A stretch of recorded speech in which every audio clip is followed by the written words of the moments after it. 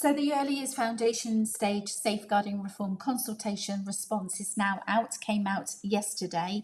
We've had a really good look at it. So I'm just going to give you a synopsis of what it is that you need to be mindful of. And this takes place from the 1st of September 2025. One of the things from the reading is that safeguarding training, as well as DSL, needs to be every 2 years and not every 3 years like we have been doing. So you need to be mindful of that, checking all of your staff and yourself on your safeguarding training. There's a huge emphasis on this, on whistleblowing and the understanding of whistleblowing policy and whistleblowing procedure. And one of the things I would say that I take from this is the fact that your policy will need to state about the NSPCC whistleblowing advice line is made available, and that needs to be put into your whistleblowing policy.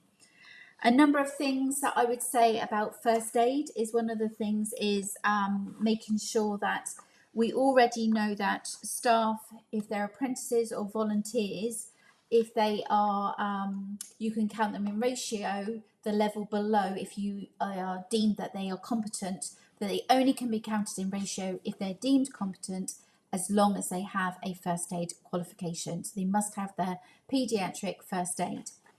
Another thing would be making sure that we have a clear understanding of attendance, and your parents need to see, it is a must.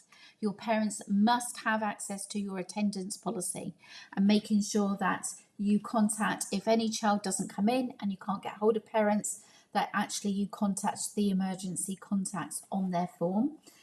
Absences need to be recorded in a timely manner. Having a clear understanding as well that some of your safeguarding training, and I know an awful lot of you do safeguarding training online, but there's a criteria in the Annex C, the criteria for effective safeguarding training, and you need to be making sure that that training is robust. And some of the things I picked up on, which is amazing, is the fact that we need to be making sure that anything that we hear or see, if there's anything appropriate, say for example, any inappropriate sexual comments, excessive one-to-one attention beyond what is required, is actually drawn to attention. That is a safeguarding concern. Also, the designated safeguarding lead. In the training, it needs to make sure that you know how to build a safeguarding and an organisational culture. You need to have a clear understanding of that, and we see that time and time again.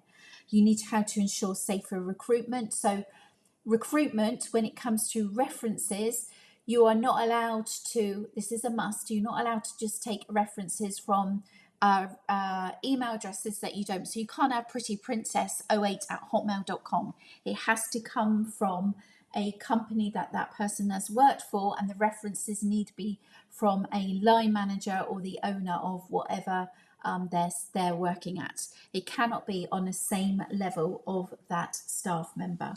So a number of those things as well is recognising is safer food and making sure that staff are needs to be allocated for check-in. So there must be, I'm going to read this to you. At each mealtime and snack time, providers must be clear about who is responsible for checking that food being provided meets all the requirements. So one of the things I would say is about the good practice there would be signing that food off. So if you have children with allergies, is handing that plate over, if you're the cook, to the staff member, signing it, and that practitioner is the one that's responsible.